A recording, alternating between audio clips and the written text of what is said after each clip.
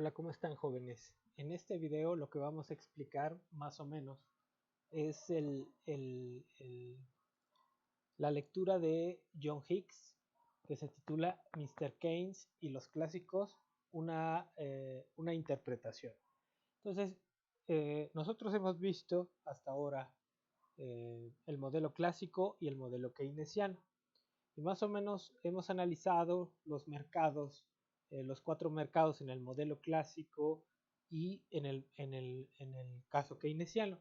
Sin embargo, lo que me gustaría resaltar es el hecho que los clásicos, por ejemplo, cuando hablan de la productividad marginal del capital, la productividad de capital, marginal del capital en el modelo clásico, como hemos comentado, pues es una función que depende fundamentalmente de la tasa de interés y de la productividad marginal del capital, y que esta productividad marginal del capital es una tasa de rentabilidad que es cierta en cierto sentido, ¿no? Es cierta en cierto sentido, ¿no?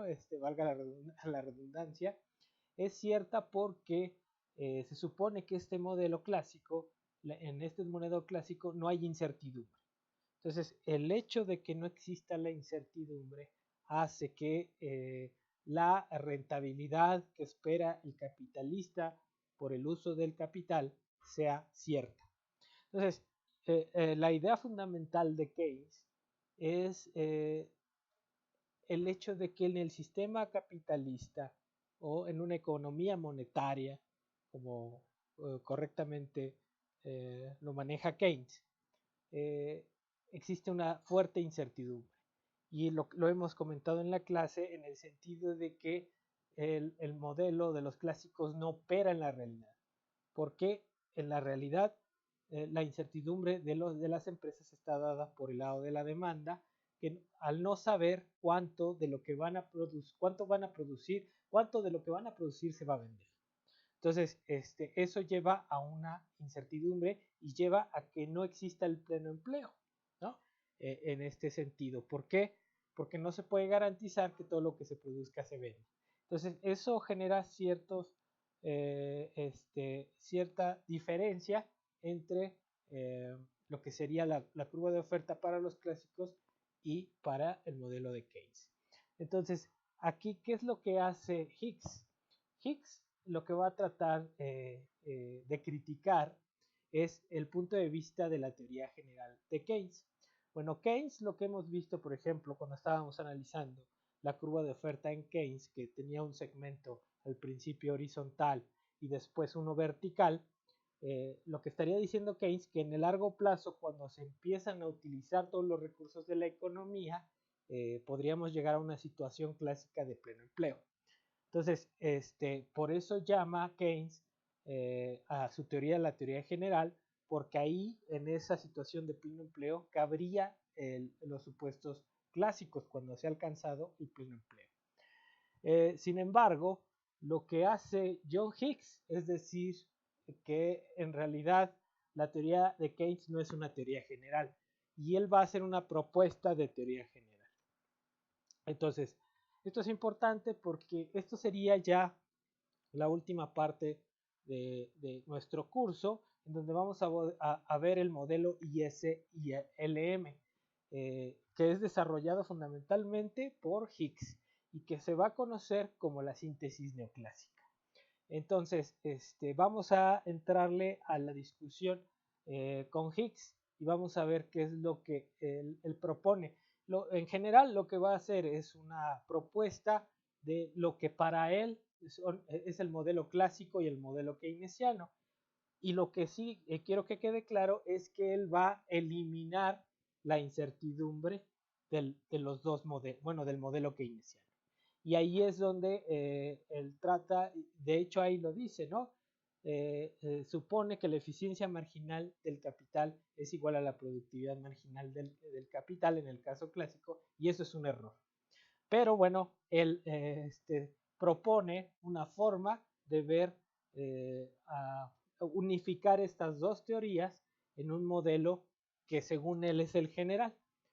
Vamos a ver que después, bueno, desde un punto de vista crítico, el modelo de Higgs no es un modelo keynesiano per se. Tiene ahí ciertas nociones del keynesianismo, pero no es el modelo keynesiano porque se olvida de la incertidumbre. De hecho, Joan Robinson llamó a estos economistas que seguían a Higgs como los keynesianos bastardos. ¿Por qué?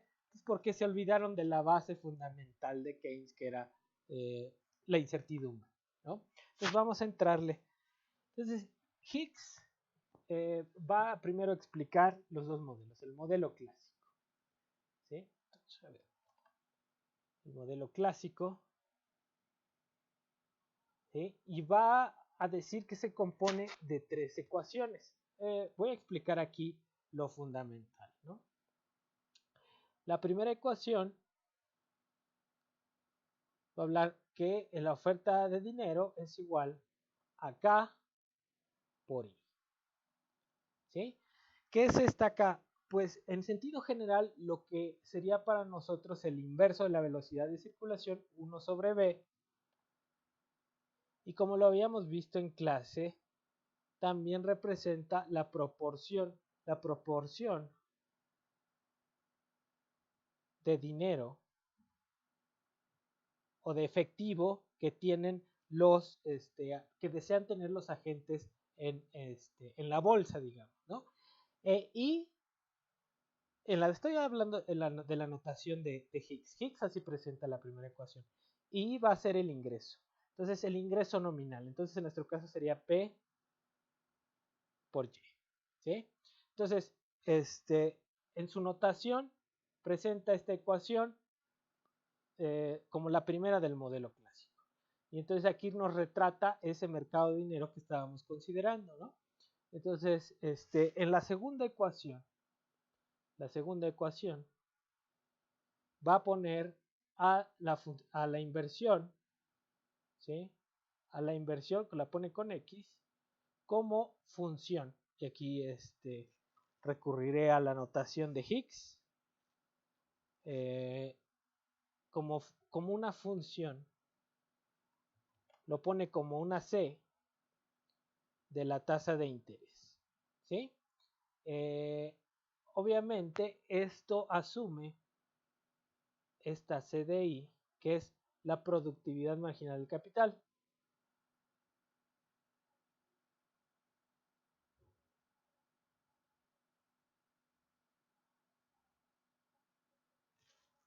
¿Sí? Y en la tercera ecuación va a asumir la igualdad de la inversión con el ahorro, sin embargo, considerando que el ahorro depende también de la tasa de interés y del ingreso que sería esta parte, del ingreso nominal, como una proxy de la riqueza. Entonces, voy explicando más o menos cómo está la cosa, cómo propone aquí Higgs estas tres ecuaciones que explican el modelo clásico.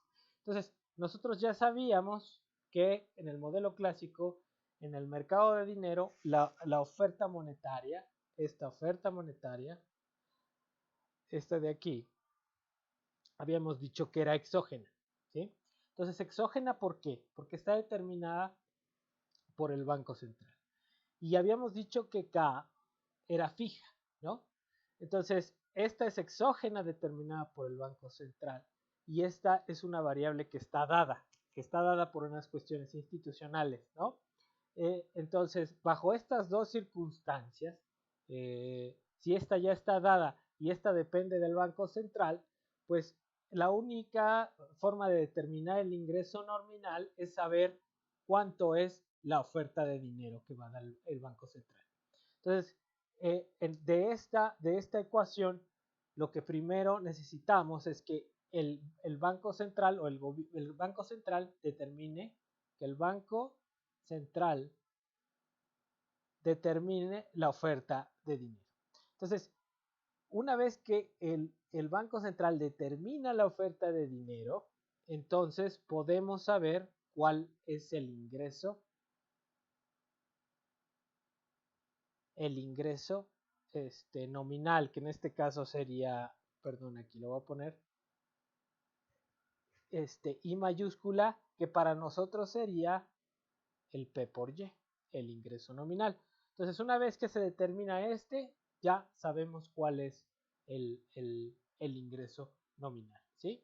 Entonces, si podemos saber ya cuál es el ingreso nominal, entonces ya en la tercera ecuación podremos saber cuál es el nivel del ahorro, ¿sí? Entonces, ya teniendo determinado este ingreso, empiezo a trabajar con la tercera ecuación y entonces yo sé que el ahorro va a depender de la tasa de interés y del ingreso. Pero si el ingreso ya está determinado, entonces este ya no es una variable a determinar, sino que ya es una constante y entonces el ahorro va a solamente depender de la tasa de interés.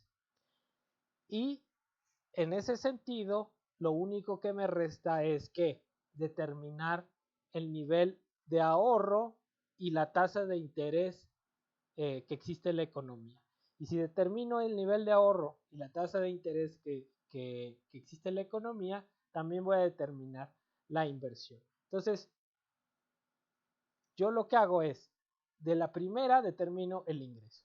De la segunda, voy a tener el ahorro y de la tercera voy a tener el ahorro y conjuntamente con la tercera, ya después, con la segunda, con la segunda, yo voy a tener que SI igualado a la productividad marginal del capital, que es CI, voy a tener determinado el nivel de inversión, el nivel de ahorro, que va a ser igual al nivel de ahorro, y voy a determinar finalmente la tasa de interés. Entonces, ese sería el locus de determinación en el modelo clásico según Higgs. Entonces, repito, en la primera ecuación yo lo único que necesito es determinar el ingreso. Y obviamente aquí lo podemos ver claro. Si yo despejo aquí al ingreso, pues lo que tengo es M entre K. ¿Sí? Y entonces, si este K ya está determinado, lo único que necesito para saber cuánto es I es que el Banco Central me diga cuál es la oferta. Entonces, una vez que el Banco Central me dice la oferta, yo de la primera ecuación determino el ingreso nominal, ¿sí? Después ya con el ingreso nominal me voy a la tercera ecuación y aquí voy a tener el ahorro dependiendo de la tasa de interés porque ya está determinada el ingreso y después igualando con la ecuación 2 que representa la demanda de inversión, ¿sí? Tengo demanda de inversión y demanda de ahorro, me regreso al mercado de los fondos prestables en donde voy a obtener mi ahorro y mi inversión y también el nivel de tasa de interés. Entonces, ese sería el locus en el modelo clásico según Higgs. Luego, y bueno, aquí considera la productividad marginal del capital, como lo hemos trabajado en clase, como una tasa de rentabilidad de la inversión, ¿sí? Y que no tiene riesgo, eso es, que no tiene ningún riesgo y no hay incertidumbre, al igual que en el modelo clásico. Entonces, es un modelo que está determinado, ¿sí? Si bien, como lo vemos aquí, por el lado de la oferta, en el sentido que necesitamos la oferta de dinero y determinar la cantidad de ahorro antes de llegar al nivel de inversión, ¿no? Y con eso podemos saber cuál es la tasa de interés que se requiere en este sistema y que es compatible con el nivel del ingreso nominal existente, ¿sí? Entonces ya la oferta está dada. En el segundo caso, el modelo keynesiano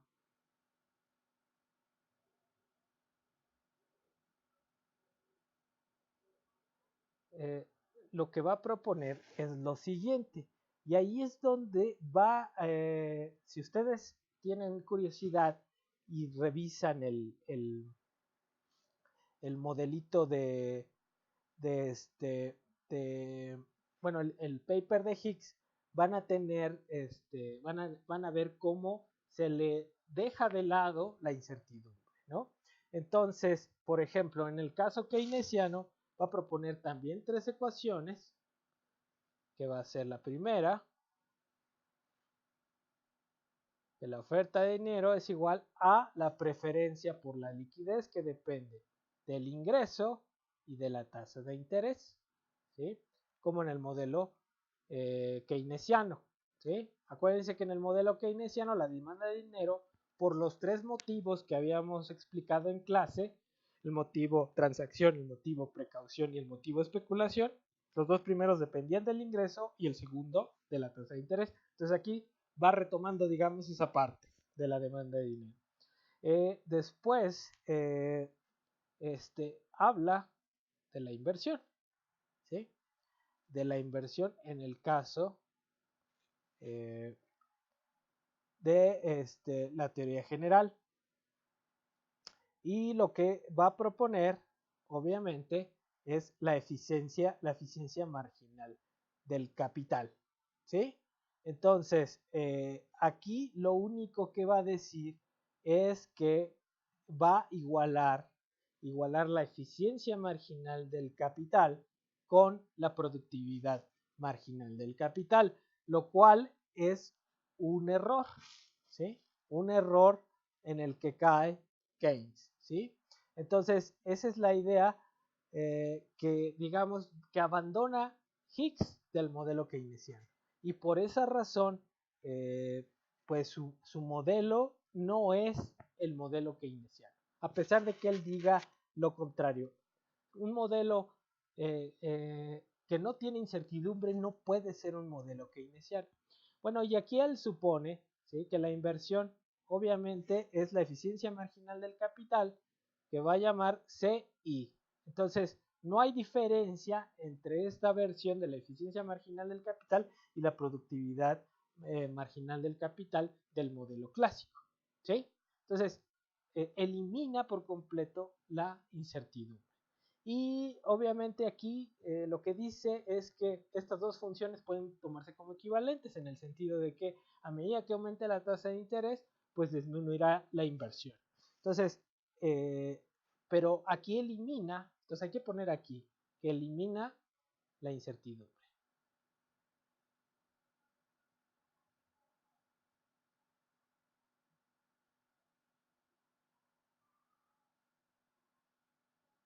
Bueno, la incertidumbre, elimina la incertidumbre. Entonces, iguala, para él va a ser igual la eficiencia marginal del capital que la productividad marginal del capital. Y finalmente, lo que va a definir es la igualdad de la inversión con el ahorro, ¿sí?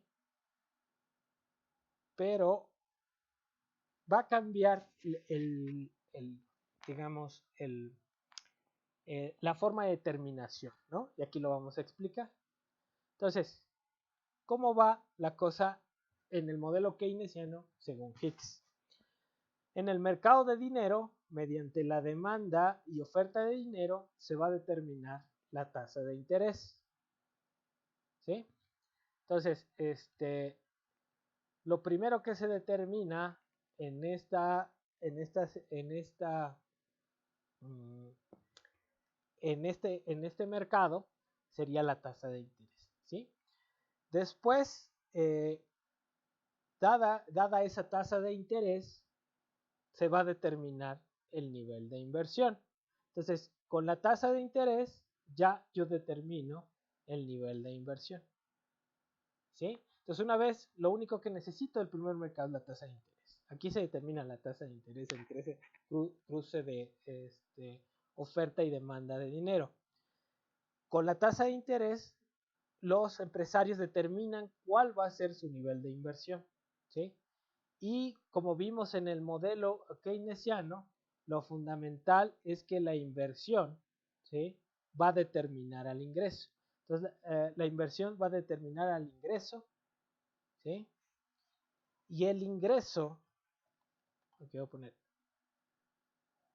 X, ¿sí?, va a determinar al ingreso, que va a ser Y, ¿no? Y con el ingreso se va a determinar el ahorro, ¿sí? Entonces, lo fundamental, como hemos analizado en el modelo keynesiano, es que es un modelo de demanda. Entonces, necesitamos que incremente la demanda para que haya rentabilidad y que la inversión pueda realizarse. Entonces, acuérdense que en el modelo keynesiano, la condición para que se lleve a cabo la inversión es que la eficiencia marginal del capital sea mayor que la tasa de interés. Entonces, lo que yo necesito como inversionista es saber cuál es el nivel de tasa de interés para que, dada una eficiencia marginal del capital, pueda determinar si invierto o no. Entonces, si ya se determina la tasa de interés, yo podré determinar mi nivel de inversión y esa inversión lo que va a generar es empleo y va a generar el ingreso, como habíamos visto en clase. Entonces, dado ese nivel de inversión, se genera un nivel de ingreso y con ese nivel de ingreso se sabrá cuál es el nivel de ahorro de la economía, ¿sí? Pero en un sentido ex post, yo les había comentado, ¿no? En este modelo de demanda, lo que es fundamental es saber cuál será mi expectativa de ganancia futura. Entonces, yo voy a comparar lo que me cuesta la inversión, que sería el financiamiento que está dado a través de la tasa de interés en estos modelos. Entonces, necesito saber cuál es mi costo y cuál es mi rentabilidad esperada. Entonces, si mi rentabilidad esperada, que sería la eficiencia marginal del capital, que es esperada e incierta, es la eficiencia marginal del capital. Si la eficiencia marginal del capital es mayor que la tasa de interés, entonces invierto. Entonces, si yo invierto, pues voy a generar empleo y con ese empleo yo voy a consumir dentro de la economía factores de la producción, en este caso trabajadores, y a esos trabajadores les voy a pagar un salario. Voy a consumir insumos y a esos capitalistas que me vendieron sus insumos, pues les estoy dando una ganancia porque es lo que pago de las ventas. Entonces estoy generando ingreso dentro de la economía. Y ese ingreso, una vez ya que los trabajadores tengan sus salarios, decidirán cuánto consumen y cuánto ahorran, ¿sí? Pero todo va a depender de la inversión. Y entonces el locus primero es de la primera ecuación se determina la tasa de interés. De la segunda se determina la inversión, ¿sí? Y el ingreso. Y en la tercera se determina el nivel de ahorro de la economía. Entonces, ese es el modo en que se van determinando estas variables. Y digamos que esa es la forma en que está conceptualizando Hicks el modelo keynesiano. ¿Sí? Entonces, ahí vamos. Vamos a seguirle acá ahora con la propuesta de Hicks. Entonces, si ustedes se dan cuenta, en el modelo clásico que está acá arribita, tenemos el modelo monetarista, ¿sí? Y aquí el modelo monetarista solamente depende, digamos, de la oferta de dinero y del ingreso. En la segunda ecuación, pues tenemos la misma que abajo, nada más que acá le llamamos productividad marginal del capital y abajo sería la eficiencia. Y en el tercer caso, suponemos que el ahorro depende de la tasa de interés y de la riqueza, ¿no? Entonces, la diferencia es que ya en el modelo keynesiano tenemos nuestra demanda de dinero que depende tanto del ingreso como de la tasa de interés. Y en este mercado se determinará el nivel de tasa de interés. Y segundo, esta tasa de interés nos servirá para determinar el nivel de inversión y lo cual influirá al final para determinar el ingreso y el nivel de ahorro que habrá en la economía. ¿Ok? Sin embargo, si ven acá, el ahorro solamente depende del ingreso. En el caso primero, en el caso clásico, el ahorro depende de la tasa de interés, ¿sí? Entonces, esa es la diferencia entre esos dos modelos, básicamente. Acuérdense que en el modelo clásico el ahorro depende fundamentalmente de la tasa de interés y en el modelo keynesiano depende del ingreso que se genera. Entonces son dos formas distintas de ver la determinación del ahorro en uno y otro modelo. Ok, entonces vamos a seguirle con la visión de Hicks, en donde él asume que genera ya su modelo general. Y entonces Dice Higgs, y de hecho lo dice,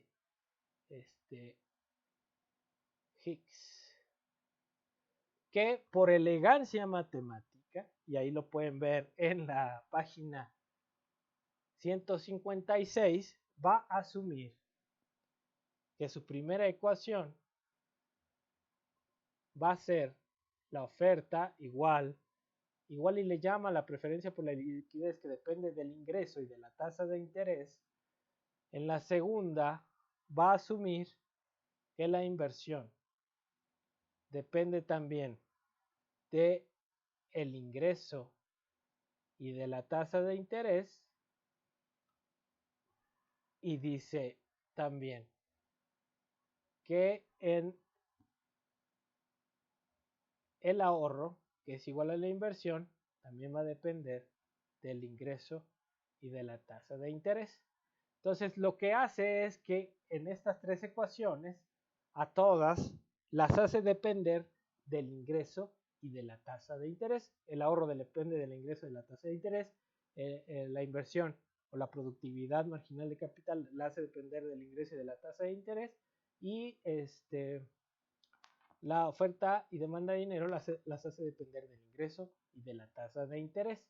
Entonces, lo que va a hacer Higgs es decir que su modelo es el general y que el modelo keynesiano y el clásico son una variante de su modelo general.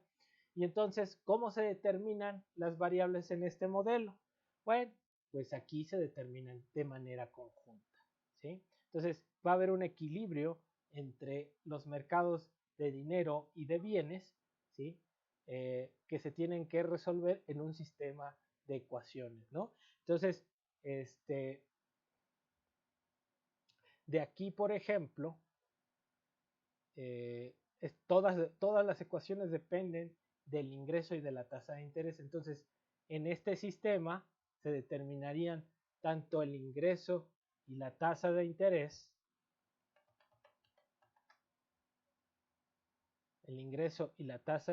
de manera conjunta, y por lo tanto esto llevaría a determinar la inversión y el ahorro. Todo de manera conjunta, ¿sí?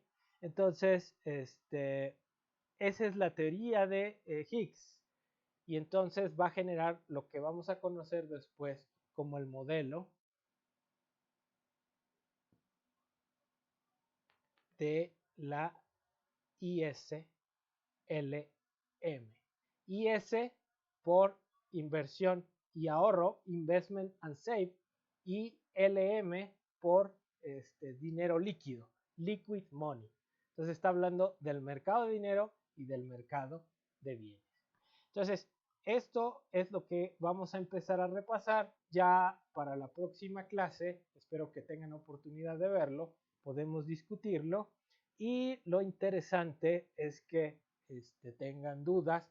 En la clase que nos veamos voy a empezar a desarrollar la parte algebraica del modelo de la IS. Ajá. Entonces espero que les quede más o menos claro esto, y si no, lo vemos en clase. Bueno, sería todo por esta parte. Espero que tengan dudas. Muchas gracias y nos vemos.